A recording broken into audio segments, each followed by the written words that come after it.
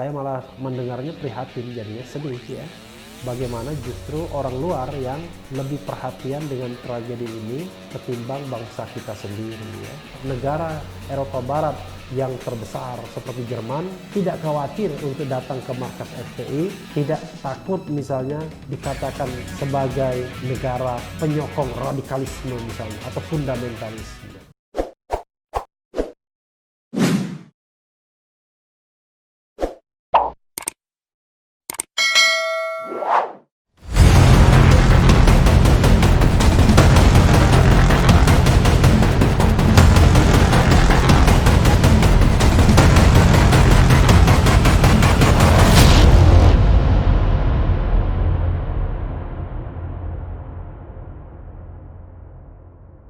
Assalamualaikum warahmatullahi wabarakatuh, Sobat RH sekalian.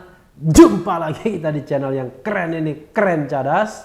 Kali ini saya akan menguber berita, membacakan berita soal yang sangat menarik ya. Ini menarik sekali, yaitu sebagaimana dilansir oleh hidayatullah.com, yaitu Kedubes Jerman datangi markas FPI, sampaikan empati atas HRS dan meninggalnya 6 laskar. Luar biasa kan? Kedubes Jerman ya, kita bacakan ya. Karena sampai sekarang perwakilan dari istana jangankan menyambangi markas FPI, mengucapkan belasungkawa saja tidak ada ya. Bahkan barangkali jangan-jangan mereka anggap yang meninggal itu adalah teroris mungkin ya, kita tidak tahu, knows ya. Hidayatullah.com, perwakilan kedutaan besar Kedubes Jerman menyambangi kantor sekretariat Front Pembela Islam di kawasan Petamburan, Jakarta Pusat baru-baru ini. Pengacara FPI Aziz Yanuar yang membenarkan kunjungan Kedubes Jerman tersebut menjelaskan kedatangan pihak Kedubes Jerman dalam rangka berbelasungkawa atas meninggalnya 6 anggota FPI, korban penembakan oleh aparat kepolisian Republik Indonesia dalam kurung Polri. Mereka katanya juga menyampaikan empati atas Imam Besar FPI Habib Muhammad Rizik Syihab yang saat ini ditahan oleh Polda Metro Jaya. Mereka menyampaikan rasa simpati dan empati buat FPI dan Imam Besar Habib Rizik Syihab, ujar Aziz yang juga pengacara Habib Rizik pada Sabtu 19 Desember 2020 dikutip Anadolu Agency. Selain berbelasungkawa, kedatangan perwakilan pemerintah Jerman itu juga sekaligus menyampaikan pesan perdamaian dan bersilaturahim dengan pengurus FPI. Pertemuan antara perwakilan otoritas Jerman dan pihak FPI itu berlangsung sekitar setengah jam pada Kamis 17 Desember 2020. Kata Aziz, walaupun digelar singkat, pihak Kedubes Jerman berencana melakukan pertemuan dengan pihak FPI lagi. Mereka berjanji akan mengunjungi DPP FPI kembali, ujarnya. Mereka, pihak Jerman, ingin tahu FPI secara langsung, ujar Aziz. Diketahui, sebanyak 6 laskar FPI meninggal setelah ditembak polisi di area tol Jakarta Cikampek KM 50 Karawang, Jawa Barat. Sebelum ini Komisi Nasional Hak Asasi Manusia memperoleh foto jenazah 6 anggota saat belum diotopsi oleh Dr. Polri.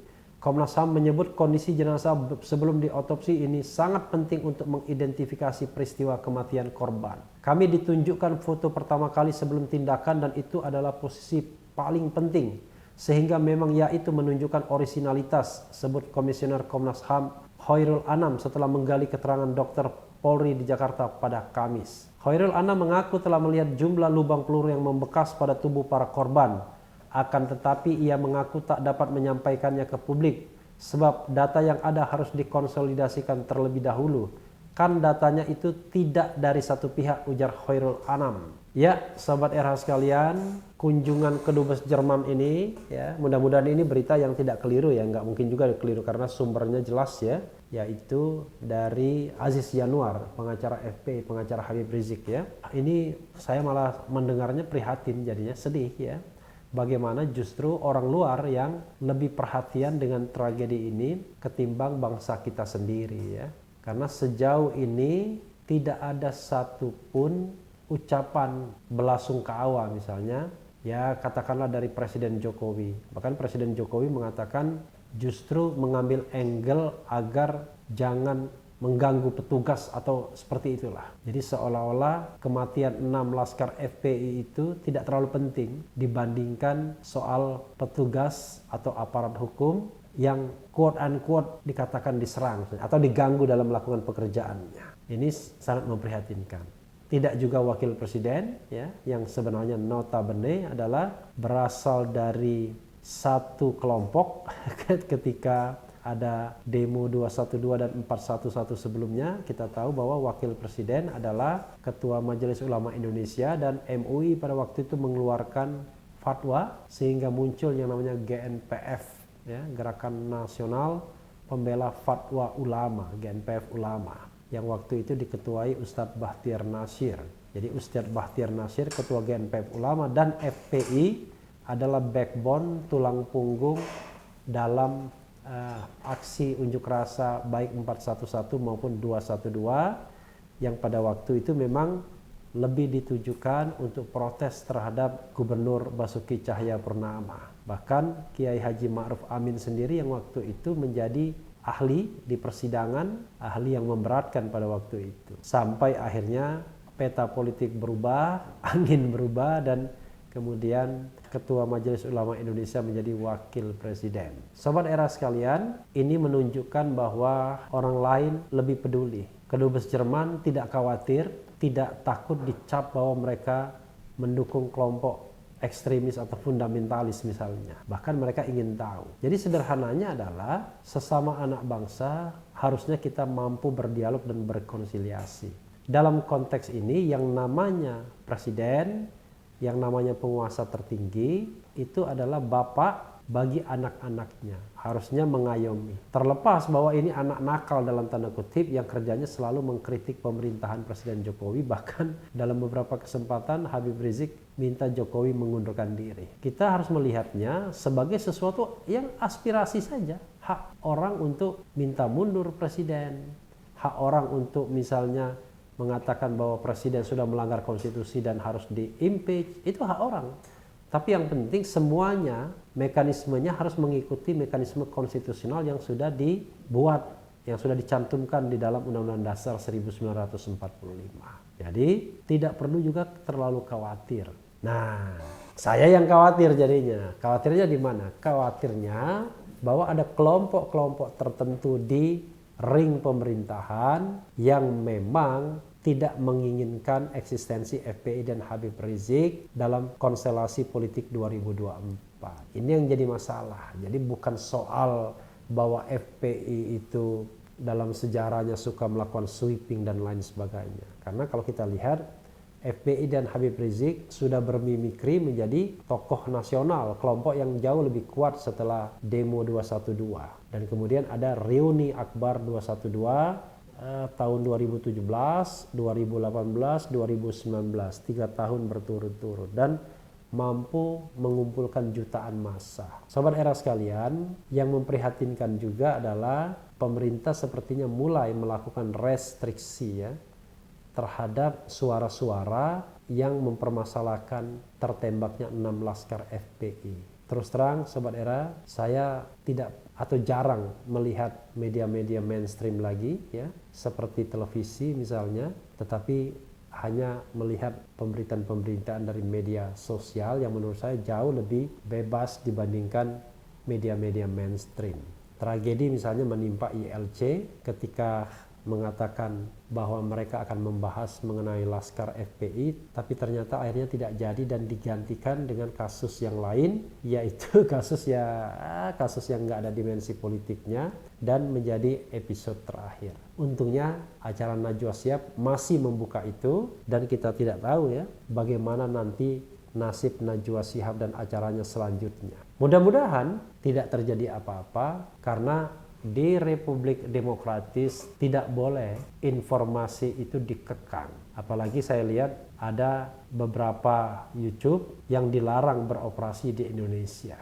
Mudah-mudahan channel ini karena sering menyuarakan hal-hal kritis tidak terkena banding seperti itu juga, Sobat Era sekalian. Karena tujuannya adalah ingin mencerdaskan bangsa. Dan sebenarnya kita tidak perlu takut dan khawatir kalau kita tidak bersalah. Persoalannya adalah Kalau bersalah dan ada yang ditutup-tutupi, nah itulah persoalannya. Jadi orang yang tidak ada persoalan, tidak ada menutupi masalah, tidak pernah khawatir bahwa boroknya akan terbuka. Tapi semua pihak, siapapun dia, kalau dia menyimpan informasi tertentu, borok tertentu, pasti khawatir. Nah, dalam kekhawatiran itulah biasanya mereka melakukan counter attack berupa penggunaan kewenangan, penggunaan kekuasaan untuk menyetop orang. Bahkan dalam sejarah umat manusia bisa sampai menghilangkan nyawa. Ini kita tidak ingin terjadi dan mudah-mudahan pemerintahan Presiden Jokowi menyadari ini dan Presiden Jokowi menyadari ini bahwa haram hukumnya